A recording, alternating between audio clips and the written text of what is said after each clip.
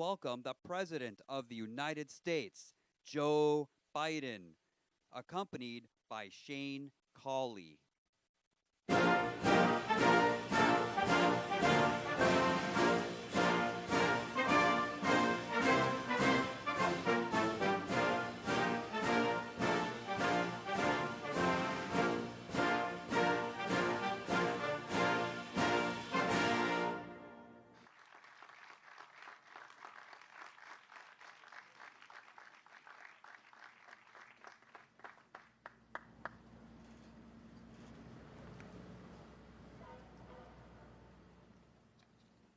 Good evening.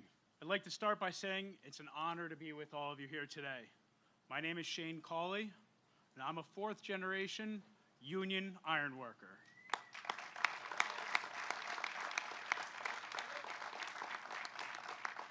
I was born and raised right here in Scranton. Not Greenridge, but West Side. I'm a proud member of Ironworkers Local 404, and I've worked on many projects all over the Northeast during my 15 years in the trade. I'm a married man and the proud father of two daughters, ages 14 and 2, and a 4-year-old son. I'm invested in my community, and I serve as the township auditor in Ransom Township, and I'm a proud member of the St. Patrick's Parade Day Association of Lackawanna County. President Biden's Build Back Better agenda is important for working families just like mine, in Pennsylvania and across the country. We work hard for every dollar that we earn, but some days it feels like the odds are stacked against us. The historic infrastructure investments in the bipartisan infrastructure deal would put food on my family's table for years to come, but President Biden's broader vision would go further. The Build Back Better Act addresses the rising cost of both child care and elder care, which would help ensure that both my young son, my daughters, and my aging parents are taken care of with dignity, grace, and understanding. My wife is going to school for nursing, but with 3 kids and both of us working, it's tough to find enough hours in the day.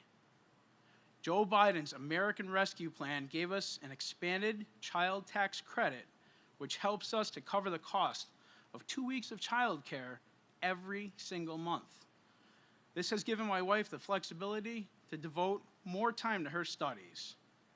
President Biden's Build Back Better Act would extend the child tax credit and invest more in child care, helping my family and families just like mine. With this help, my wife and others like her will be able to pursue their passion for helping others and fill a role in healthcare that our community desperately needs right now. My wife and I have talked about the possibility of having more children one day.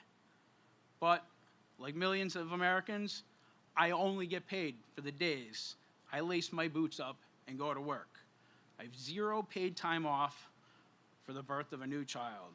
But the paid family leave called for in the Build Back Better Act would give my wife and I the ability to plan for another child with less worrying about making ends meet.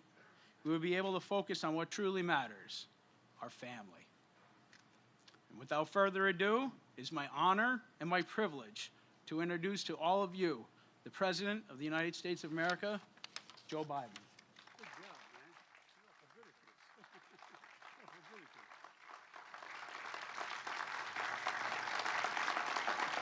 Hello, hello, hello. It's good to be home. Thank you all. Please be seated. I just want you to know we have a tradition in the Biden-Finnegan family. When you see a relative, you go see them first. These are my relatives in the front row here, I want you to know. And spent an awful lot of time across from St. Paul's Church at my Uncle Jack Finnegan's house. His daughters are here, and he taught up at the U. And I just want you to know that Amtrak is here. They can tell you that you should name half the line after me. I am the most railroad guy you're ever going to meet. 2,100,000 miles on Amtrak. Hear me now? Not a joke. What happened was, when you are a president or vice president, they keep meticulous mileage of when you fly an Air Force aircraft. And so about, I guess it was 7 years in to my tenure as vice president. And I used to always like to take Amtrak home on Friday. I tried to go home and see my mom, who was living with us at the time after my dad passed, and I'd try to get home. And the Secret Service are wonderful. They're the best in the world. They never liked me taking Amtrak because it stops too often and too many people can get on and you don't know. And but it turned out I was about number 3 in seniority on the road at the time. If you did now, well, in terms of actual time on the road, and a lot of the folks in Amtrak became my family. Not a joke. I'd ride every day. I commuted every single day for 36 years as Vice President of the United States. After my wife and daughter were killed, I went home to see my family, never stopped doing that. And so Angelo Negri was from, you remember Ange? Ange came up to me one day when they just had announced that I had flown 1 million some X number of miles on Air Force aircraft. And Ange comes up, and I'm getting in the car, and he goes, "Joey, baby, what are you?" And I thought the Secret Service was going to shoot him. I said, no, he's good, he's good. It's a true story. And he said, "I just read, big deal, whatever it was, 1,200,000 miles, Air Force. You know how many miles you did Amtrak?" And I said, "No, Ange, I don't have any idea, pal." He said, "Let me tell you, we were at the retirement dinner." And he said, "We added it up. You averaged 100, I think it says 21 days a year. 121 days a year, 36 years, plus as vice president, boom, boom. You have traveled over 2 million miles, Joe. I don't hear any more about the Air Force." But in the Build Back Better plan, I got more money for passenger rail than the entire Amtrak system cost to begin with. We're going to change the nation in a big way. Shane, I want to thank you for that introduction. I really do. And Madam Mayor Page, you've done a great job, a great job. No, I really mean it. I'm a big fan. And when I got elected, this is God's truth, after I checked on what the margin was in the state of Delaware, I called up here. She'd won that year too. And I found out that I won every precinct in Scranton. And I looked up and said, "Mom, I did it. I did it." Look, and it's great to be here. It's great to be here in Pennsylvania with a very close friend, become a close friend, and a great governor, Governor Wolf. It's good to see you. And Matt, thank you for the passport to let me back into the district. And it's interesting. I grew up not very far from Bobby, the senator, where he grew up. It was about a total of, if you add it up, I think it's about 6 blocks. And his dad and I were about 18 years apart, and we're 17 years apart. So it's like a continuum going down here. But I just want you to know, we went to the same schools, same parish, just a few years apart, take a few years. And Scranton is where I played shortstop at the Greenwich Little League in the first year that it was put up. My dad helped build the field down there, and spent a lot of time at Simmy's buying penny candy and Hank's Hoagies on Woodlawn Street, watching movies of the Roosie on the weekend, and trying to reenact all they did. And when you watch those movies, I think I was told, I don't know if it's true, I was the only kid in my era that I was able to walk across the lackey on that pipe that was just above the thing. If you fell in the lackey, you were a lackey, you were in trouble. But anyway, that's right. Look, no matter how long you live here in Scranton, it's a place that climbs into your heart, and it never really leaves you, and that's the God's truth. You know, it's like that old saying goes, you can take the boy out of Scranton, but you can't take Scranton out of the boy. There's something special about it. And I believe that home is where your character is etched, and I really mean that. Some of you have heard me say this before. It's where your view of the world begins, and where you begin and where it takes shape. And that happened to me in 2446 North Washington Avenue. We used to come back after 10:30 Mass at St. Paul's. St. Clair's wasn't built till I had moved, at St. Paul's, and my grandfather would hold court. And back in those days, all the men had breakfast in the kitchen. My mother was one of 5 children, 4 brothers. One was lost in World War II. And a guy who was the chief political reporter at the newspaper, Tommy Phillips, who was lived the street behind us. He was a good friend of my grandfather's. And all the women would go in the dining room on the lace tablecloth and have tea, and the men would in fact have a big breakfast. And if you're a kid, if you're a young boy, you could sort of wander around the table. You could never sit at the table. And so I used to every once in a while walk in and just sort of wander around. I'd stand by my grandpop, and I put my hand on his shoulder, and they'd talk, and they talked about everything from sports and politics, and that's where I learned an awful lot at that kitchen table. I learned from my grandpop that money doesn't determine your worth. I learned, he told me, and that's not a joke, those of you who know me know it to be true, and you guys know it, is that no one in the world is more worthy than you, Joey, but everyone's your equal. Everybody's your equal. My mom would remind me, she'd say, Joey, this is a God's truth. Remember, you're defined by your courage, and you're redeemed by your loyalty. You're defined by your courage, and you're redeemed by your loyalty.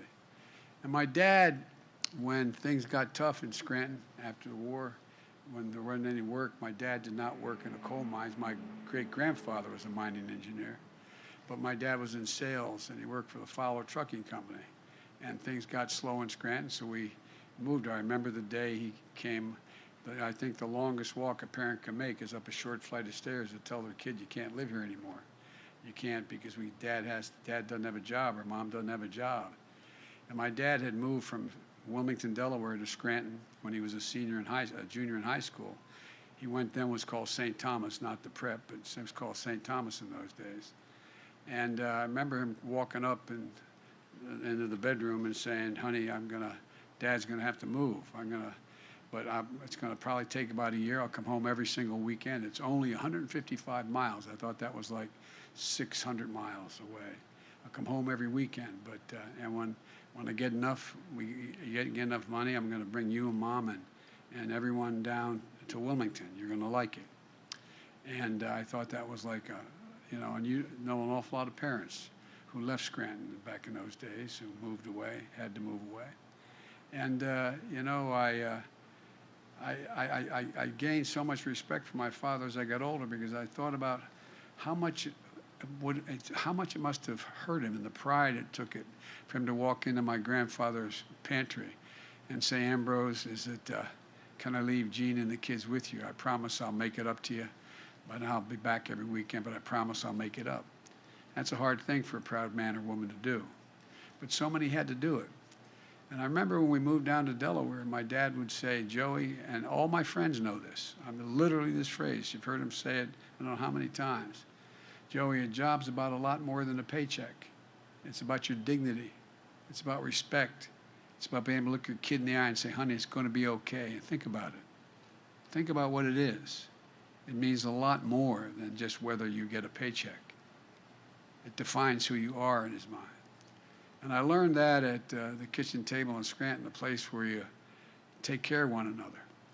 And as I said, my mother, I used to stutter badly when I was a kid. If Tommy Bell and Charlie Roth and all of my old friends were here at St. Paul's, my nickname was Blackbird. It was bye-bye Blackbird. It wasn't meant as a compliment.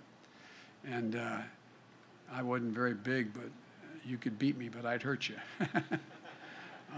You think I'm kidding? I'm not. And but it's one of those things that I was fortunate, because the people I was surrounded by, our neighbors in Scranton as well, that people stuck up for you, stuck up for one another. And My mother used to say, and I never quite understood, remember, Joey, look at me, Joey. You're a Biden. And like I'm a DuPont or something, you know what I mean? I swear to God, you're a Biden. Nobody is better than you, and everybody's equal to you. Nobody. The point I'm making is, the truth is, Scranton isn't my home because of the memories it gave me. It's my home because of the values it gave me. So when I ran for president, I came back to Scranton. I started here in Scranton. And I resolved to bring Scranton values to bear, to make a fundamental shift in how our economy works for working people, to build the economy from the ground up and the middle out, not from the top down. I've never known a time when the middle class has done well, the wealthy haven't done very, very well. I've never known such a time. So I'm here today to talk about what's fundamentally at stake right now for the families and for our country. For most of the 20th century, we led the world by a significant margin because we invested in our people. We invested in ourselves, not only in our roads and our highways and our bridges, but in our people and our families. We didn't just build an interstate highway system. We built a highway to the sky, to outer space. We invested to win the space race, and we won. We're also among the first to provide access to free education beginning back in the late 1800s, early 1900s. We invested in our children. Does anybody think today, if we're making that decision for the first time, we'd say 12 years is enough in the 21st century? 12 years is enough? It's not. But back then they did, and it's the reason why we leapt ahead of the rest of the world. Not a joke. We became among the best educated countries in the world. But somewhere along the way, we stopped investing in ourselves. America is still the largest economy in the world. We still are the most productive workers in the world and most innovative minds, but we risk losing our edge as a nation. You know, our infrastructure used to be the best in the world, not a joke, the best in the world. Today, according to the World Economic Forum, we rank 13th in the world in terms of infrastructure. Our roads, bridges, highways, internet, the whole works. 13th in the world. We used to lead the world in educational achievement. Today, the Organization for Economic Cooperation and Development in Europe ranks America 35 out of 37 major companies when it comes to investing in early childhood education. And talk about an equalizer. The greatest equalizer in the world. Well, the great universities has done studies the last 15 years. You give a kid, no matter what the kid's background, from a broken home, from a home where mom or dad didn't go to school or whatever, and you put them in school in third grade, you increase by 50% school, not daycare. You increase by 56% the chance that they'll complete 12 years of school and build confidence. What's education all about? It's about building confidence in a child. It's about giving them the tools to do something. We can't be competitive in the 21st century economy if we continue to slide the way we have. That's why I resolved that we have to once again build America from the bottom up and the middle out. Again, not the top down. And by the way, I'm a capitalist. I think if you can be a millionaire or a billionaire, fine. Just do your fair share. Just do your fair share. You know, trickle-down economics has always failed. It hadn't built this country. You know who built this country. Like the young man that just introduced me. Union people, people who in fact can make a decent hard wage, build the country. It's not hyperbole. I mean it from the bottom of my heart. That's why I proposed two critical pieces of legislation that are being debated back in Washington. Now, there's some really smart national press with me today, and they have understandably believed that there's no possibility of my getting this done. This has been declared dead on arrival from the moment I introduced it. But I think we're going to surprise them, because I think people are beginning to figure out what's at stake. You know, when I use the phrase Build Back Better, it's being used internationally now. I got the G7, the largest countries in the world, to agree that we're going to have a Build Back Better world. And we're going to invest and we're going to build around the world the democracies and ability so the rest of the countries don't fall prey to those like the Belt and Road Initiative out of China and other initiatives where there's, I'll do something for you if you give me. If you give me. Folks, look, these bills are not about left versus right or about moderate versus progressive or anything that pits one American against another. These bills are about competitiveness versus complacency. They're about expanding opportunity, not having opportunity denied. They're about leading the world and continue to let the world or let it pass us by. And by the way, they will not increase one single penny of the deficit. They are fully paid for. And all Wall Street points out they will grow employment by tens of thousands of people. Tens of thousands of people. 17 Nobel laureates spontaneously, Nobel laureates in the economy, sent me a letter 3 weeks ago saying it will also reduce, not increase inflation. Here's what these initiatives are all about. First, the infrastructure bill. When I say infrastructure back home, people look like infrastructure. Tell them, what the hell are you talking about, Joe? They know infrastructure generically. But it's about rebuilding the arteries of our economy. That's what it's about. Across this country right now, there are 45,000 bridges, according to the Society of Engineers. 45,000. A significant portion of them are ready to fall into the water, into the gap that they cover. There are 173 miles of roads in poor conditions that have to be built up, including more than 3,300 bridges and over 7,500 miles of highways here in the state of Pennsylvania that need to be repaired and built. Increase timing and commerce. We're going to put hardworking Americans on the job to bring our infrastructure up to speed. Good union jobs, not $7 an hour or $15 an hour, but prevailing wage, a wage you can raise your family on. You can look at your family with pride. Jobs that can't be outsourced. Jobs replacing lead water pipes like you have here in the Scranton area. Kids getting brain damage because of the ingestion of lead. Clean water all across America.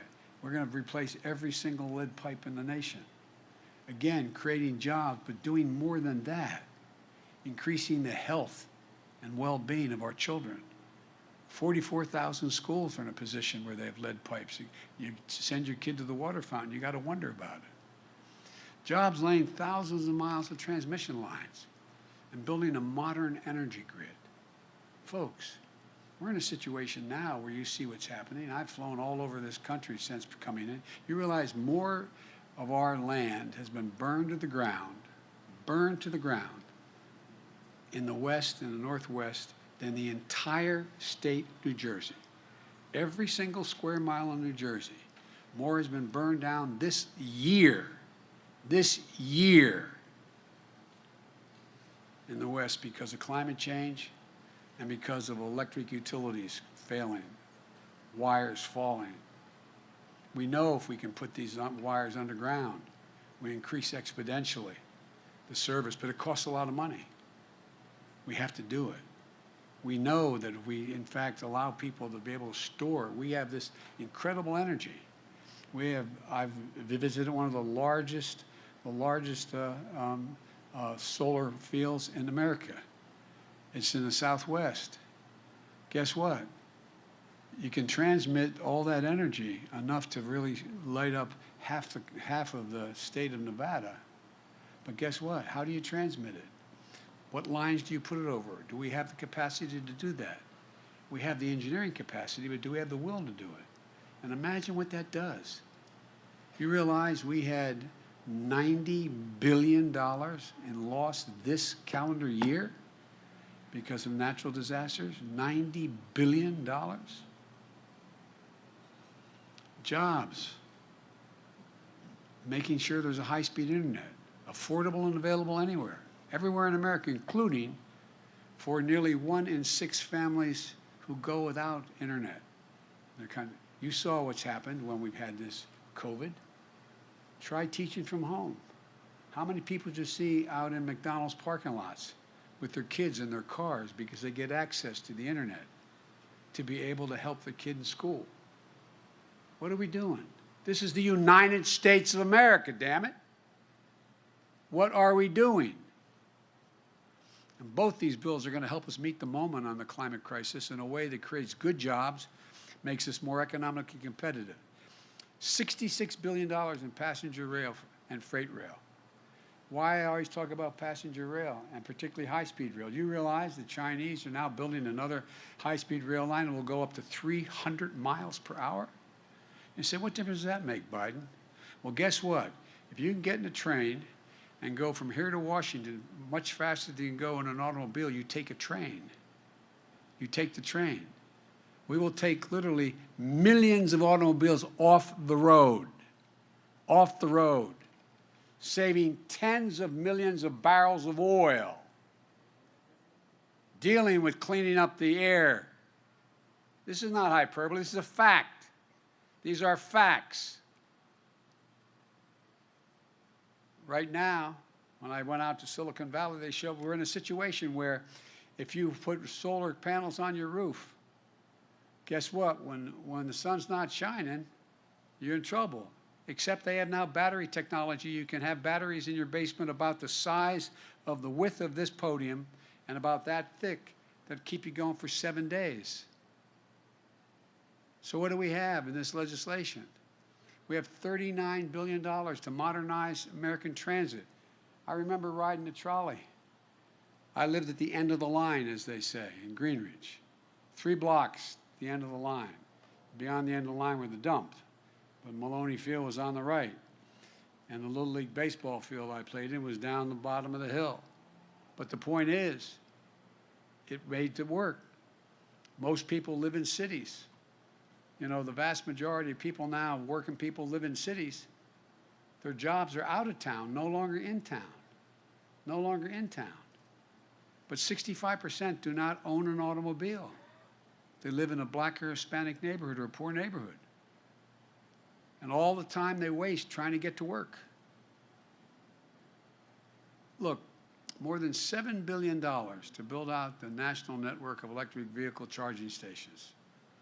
The way my grandpop got up here, my grandpa Biden, who died in Mercy Hospital of an aneurysm when he was 46 years old, 2 months before I was born in Mercy Hospital, he was with the American Oil Company. He was up here opening up gas stations in that's how he got here. This was 1942, late 42. Well, guess what? The same thing happens. We build these charging stations. What happens? Communities build up around them. You get everything from the figurative McDonald's or the Dunkin' Donuts to the drugstore. And $21 billion for environmental cleanup and remediation. Look, it means putting people to work in good jobs, prevailing wages, capping hundreds of thousands of abandoned wells in southeastern Pennsylvania and Ohio. Get the same salary that you paid the mine worker to dig the well. They've got to be capped. We have thousands of them need to be capped. In addition to that, we have methane leaks that are all over, and you understand in Pennsylvania about that. But guess what? It increases the health of the community, provides good paying jobs.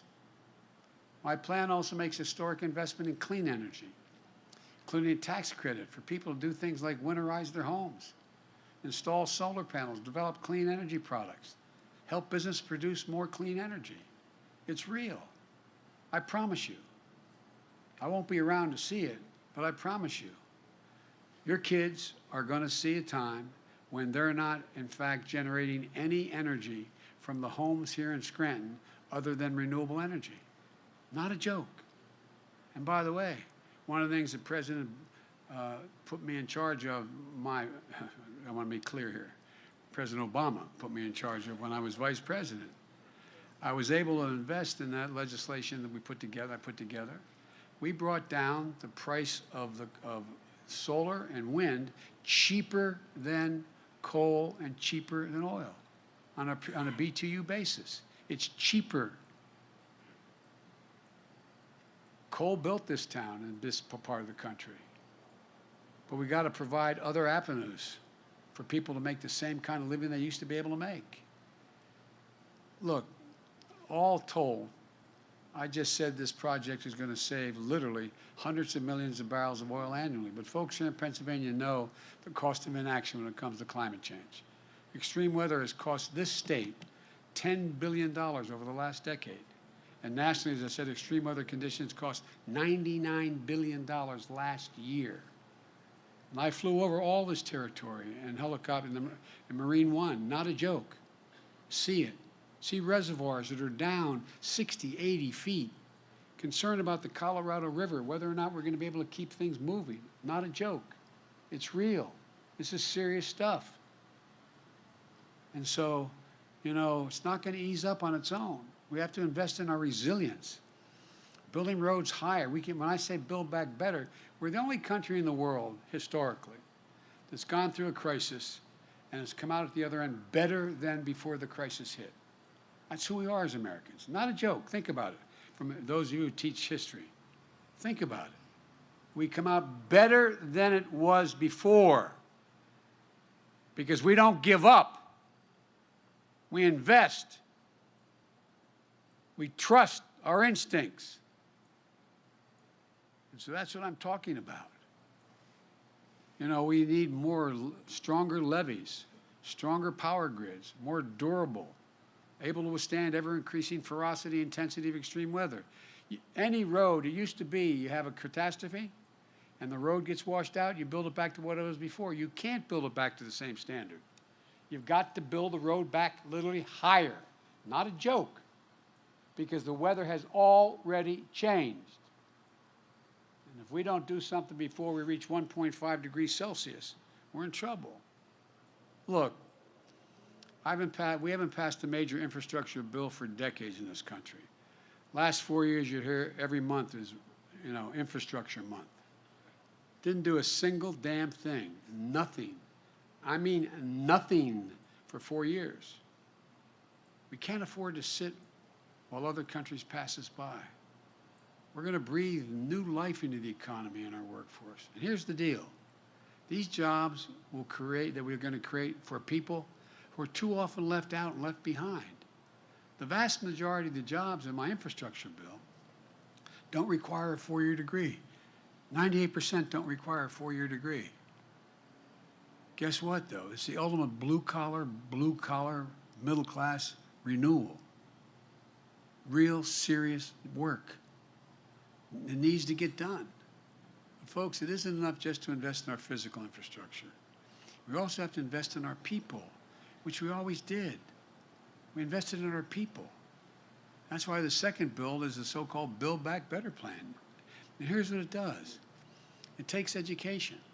As I said, when America made 12 years of public education standard a century ago, it gave us the best educated, best prepared workforce in the world. And you saw what happened. Think of what happened after World War I and how America moved. Because we were the best educated overall country in the world. And we led in the 20th century. But as I said earlier, we know that 12 years is not enough any longer to compete in the 21st century. Study after study shows that earlier our children begin to learn, the better for themselves, their families, and for the nation. You know, you all know the statistics, and some of your teachers and your husband used to talk to me about this, and it was really basic, that if you come from a home where the mom or dad have books on the shelves and on the coffee table and read, and you come from a home where mom or dad can't read or has a 6th grade education or has a little difficulty, the child coming from the middle-class home is going to have heard 1 million more words spoken, not different words, spoken, than the child coming from a middle-class home. And that's because, look, what do? You all know with your children and grandchildren. You start talking to them when they're in the cradle. You engage them. They're the people who sit at the dinner table and still talk. They're engaged. So many homes, mothers or fathers don't have the capacity or inclination to do that. But right now, what are we doing? We're lagging behind. Today, only about half of the 3- and 4-year-olds in America are enrolled in early education at all. Germany, France, the UK, Latvia, their number is over 90% of the children. It's not just early education. According to one study, we rank 12th among advanced economies when it comes to percentage of our young people who've attained any sort of post-high school degree. Ranked 12th in the world. The Build Back Better plan gets us back on track. We'll make 2 years of high-quality preschool available to every child in America. Every child. And we're going to make We'll make investments in education beyond high school. That includes increasing Pell Grants, which nearly 200,000 students in Pennsylvania from low-income families rely on to attend college. We're going to increase it by $500 up to so it becomes $1,900. The bill invests in our workforce, providing much-needed breathing room for families. My dad I remember when we moved to Wilmington. We finally were able, after 4 years, Dad could buy a house. And we lived in a quoted development. It was a lovely area, in a suburban area, but it was a 3-bedroom split-level home. And we had 4 kids and my grandpa who lived with us, or another relative for all those years we lived there. And my bed was up at my headboard, we didn't have a headboard, but my bed was up against the wall that was on my dad and mom's bed was up against the wall. And I look back, it was great for us having grandpops and relatives there. I don't know how my parents quite did it, but I remember one night, I'm serious, it was in high school, and Dad, I could feel my dad was restless, he'd move, and I could hear it in bed. And I asked the next morning, I asked my mom, it's a true story, I said, what's the matter with Dad, Mom? He said, he got bad news, honey. His company just said they're no longer going to pay for health insurance. Well, guess what? My dad used to say, everybody's entitled. All we're looking for is just a little breathing room, just a little bit of extra room, a little breathing room. How can we compete in a world of millions of American parents, especially moms, can't join the workforce because they can't afford the cost of child care or elder care, or they have to stay home? I heard my colleagues speaking before I did. Here in Pennsylvania, the average annual cost of child care for your toddler is $11,400. It's higher in other places. So average 2-parent family with 2 young kids spends 22% of their income for child care every year. I was a single dad for 5 years. I got elected to the Senate. I got a phone call before I got sworn in when I was hiring staff saying my wife and daughter had just been killed. And my 2 boys were seriously injured. They were hospitalized for a long time. So that's why I eventually started commuting. But I continued to commute because I could no more afford, and I was making a lot of money then. Now, granted, I was listed for 36 years as the poorest man in Congress, but I was making $42,000 a year. And I didn't think my job was to make money when I was in Congress. But this is not a joke. I could no more afford child care than fly, but fortunately, I had a hell of a family, those values I talked about. My sister and her husband, after a little bit, they gave up their home. I came home one night, and they moved into my home, helped me raise my kids. 5 years later, no man deserves 1 great love, let alone 2. 5 years later, when I met and married Jill, I came home after the wedding, they'd moved out. My brother, Jimmy, my best friend, my mother, they all helped me take care of my kids. But I couldn't have done it.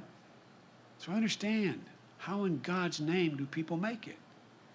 If you look at the world of advanced economics and those with advanced economies, the countries invest an average of, each of those countries invest an average of $14,000 per year in state-sponsored toddler care. America invests $500, 28 times less than our competitors. Here's what it does to our economy. You all know it. 30 years ago, we ranked 7th in the world among advanced economies in the share of women in the workforce. Today, in America, we rank 23rd. And women are becoming, not joke, better educated than men. If you look at, and I do about 5 college commencements a year, 4 of those 5, the valedictorian out of those classes for the last 10 years has been a woman. And if you read the data now, we're worried about the number of men attending college. Once again, our competitors are investing. We're standing still. My Build Back Better plan is designed to get us moving again. Look, it's going to cut the cost of child care for most Pennsylvania families in half. No middle-income family will pay more than 7% of their income on child care under my proposal. 7%. It's going to help more people get back to work in the workforce and make ends meet. It's also going to extend the historic middle-class tax cut for parents. Everybody talks about, and by the way, I have I'm going to say something self-serving, but I got on pretty well in the Senate for all those years. A lot of Republican friends as well as Democratic friends, for real. Kind of like Bobby. I mean, they're friends. We used to travel together a lot. And here's the deal, though. You know, what I was able to do when we passed the American Rescue Plan in the first month of my administration, which has allowed us to have all the funding for COVID. And when I started off, there were 2 million people in America that had gotten a vaccine. Well, guess what? We're up to 190 million. That's how we got it paid for. But here's the deal. What it meant was that, you know, right now, there's a whole new attitude that's out there. How do we not invest? So in that act that we passed, we provided for a child tax credit. And you heard my introducer speak to it.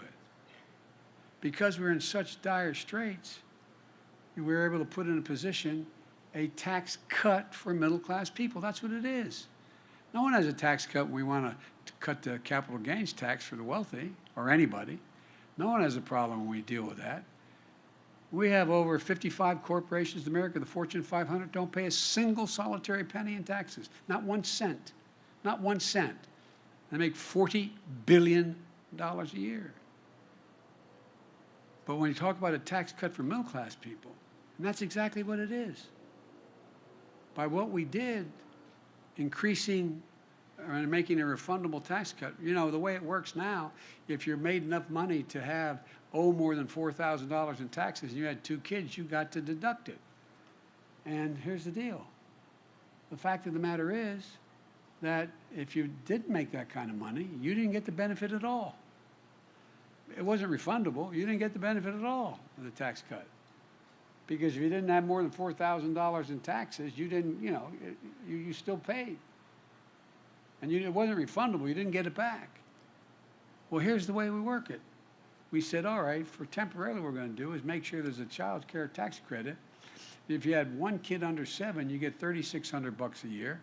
And if you have 1 over 7 to 17, you get $3,000 a year. We upped it from $2,000. Well, guess what? It's cut child poverty in Pennsylvania by 55%, in the nation by 50%.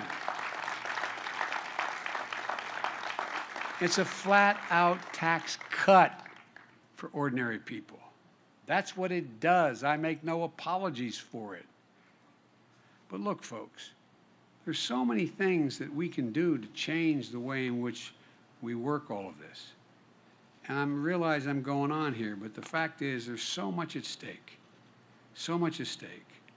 Look, the fact is that most of all what it does is, you know, we have a sandwich generation that exists. And many of you are part of that generation. You have a mom or dad needs some help as they get older, and you have a child that needs some help if you're going to be able to be in the workforce.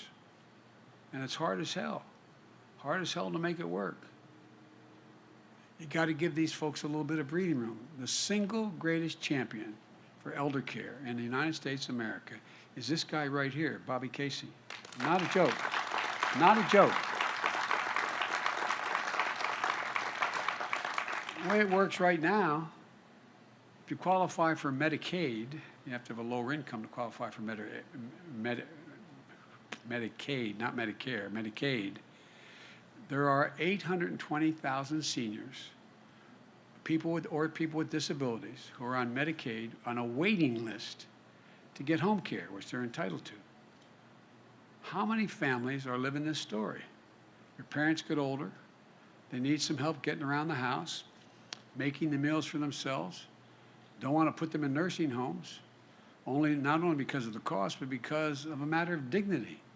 They do better, they live longer if they can stay in their own home. But you also don't have the time or the money to take care of them at home to do it. So you're just looking for an answer so your parents can keep living independently. And if they hold here a second, one of the things that is important, think about this. In order to get into that nursing home, you got to sell everything you have. You can't have any private property. You have to empty your bank account. You have to do it all. to move in a nursing home. I'm not saying nursing homes aren't valuable, they are. They're extremely valuable. But that's not where, I remember my uncle was moved in with his wife into a assisted living center, and he wanted, and the folks who had built the facility, it was a lovely facility in Delaware, asked if I'd come and speak on the opening of it. And we're walking out, and I said, "Mom, isn't this beautiful?" She looked at me and said, and she was then 76 years old, she said, "This is for old people, Joey. Not for me." But think about it. For millions of families, this is the most important issue they're facing. It's personal. It's personal. And Bob Casey gets it.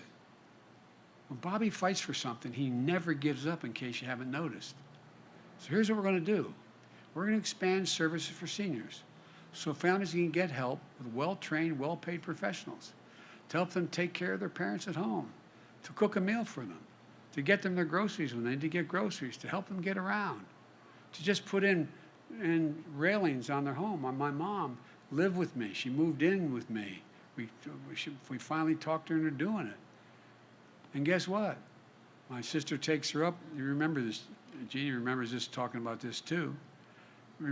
She takes her up to get her prescriptions, drives her back, gets out of the house, and it was this little home off of our home. It was, she wouldn't physically move into the house, even though we had done the whole thing over for her. And she's just standing there and moves and breaks her hip. She didn't trip or anything. Broke her hip. Well, guess what? Just having a railing, just having a place where she could walk from one room to the other, and help them in their own home with the dignity they deserve. Quite frankly, what we found is that this is more popular than anything else I'm proposing. When you do this individual polling data, this is extremely popular because we all feel that obligation to our parents, and we want them to live with dignity. Look, because American people understand the need. It's a matter of dignity, it's a matter of pride. Look, that's what both these initiatives are all about. And frankly, they're about more than giving working families a break. They're about positioning our country to compete in the long haul. Economists left, right, and center agree. Earlier this year, the Wall Street outfit Moody's projected that the investments I'm talking about will create, for the next 20 years, on average, 2 million additional jobs per year. Good paying jobs. It's transformative. And we can make these transformation investments and be fiscally responsible. Take the infrastructure bill. All those investments, road, bridges, high-speed rail, internet, the whole deal, they represent less than 0.5% of our economic growth each year. Less than 0.5%. And the cost of the Build Back Better bill in terms of adding to the deficit is zero. Zero.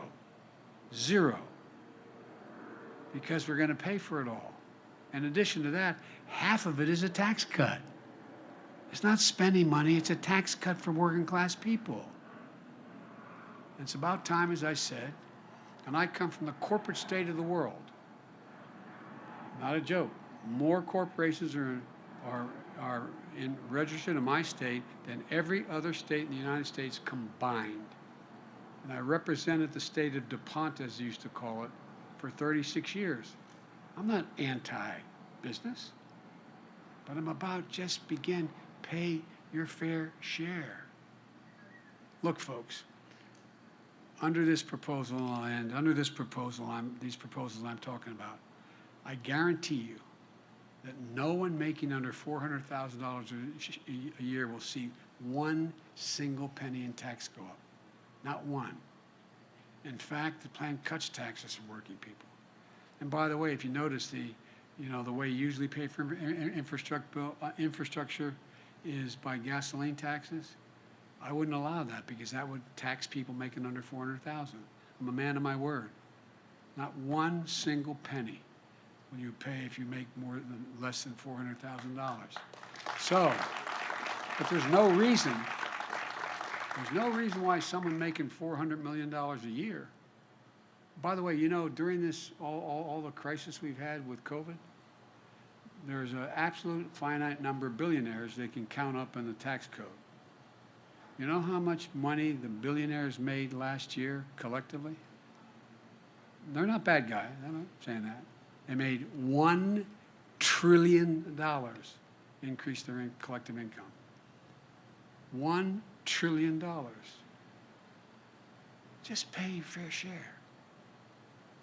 You know, if you are a multimillionaire or billionaire, you have a lower tax rate than a family that has a teacher and a firefighter as a percent of taxes you pay. Lower. As I said, 55 of our largest corporations pay zero in income tax, 40 billion bucks. This needs to change. Working folks understand that. That's why, despite the attacks of misinformation about my plans, are still overwhelmingly supported by the American people. They understand that when families have a little breathing room, America's in a better spot.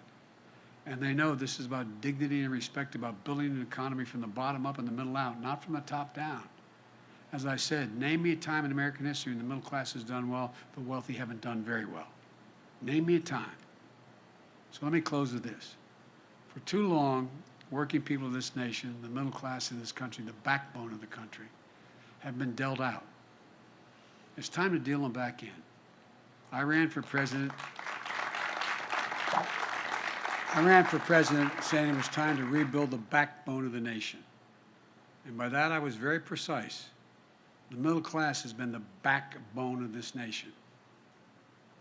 I couldn't have been any clearer. That's why I wrote both these bills in the first place and took them to the people. I campaigned on them. The American people spoke. They have no doubt about what I ran on. Both these bills were all what I talked about. But guess what? 81 million people voted for me. More people voted than any time in American history. And their voices deserve to be heard, not to be denied, or worse, be ignored. Because here's what I know. If we make the investments, there's going to be no stopping America in the remainder of the 21st century. I've long said, and I mean this to every world leader I've known, and I've now spoken to over 60 of them. And I've known them, many of them before that. I tell them, it's never, ever, ever been a good bet to bet against America. No, never. Never, never. Which means it's always a good bet to bet on America. And that's what these initiatives do. They bet on America. It's about believing in the American people. About believing. Just look at the history of the journey of this nation. What becomes clear is this. Given half a chance, the American people have never, ever, ever, ever, ever, ever let the country down. Just a fighting chance. No guarantees, just a chance. And that's what this is all about. And it does not increase the debt. When you talk about the number, we shouldn't even talk about the numbers because it's all paid for, written in the same piece of legislation. So you pass the spending, you're also passing the tax cuts, and you're passing the taxes that are going to be increased. Scranton, thanks for always treating me so nicely. I really mean it. God bless you all. And may God protect our troops. Thank you.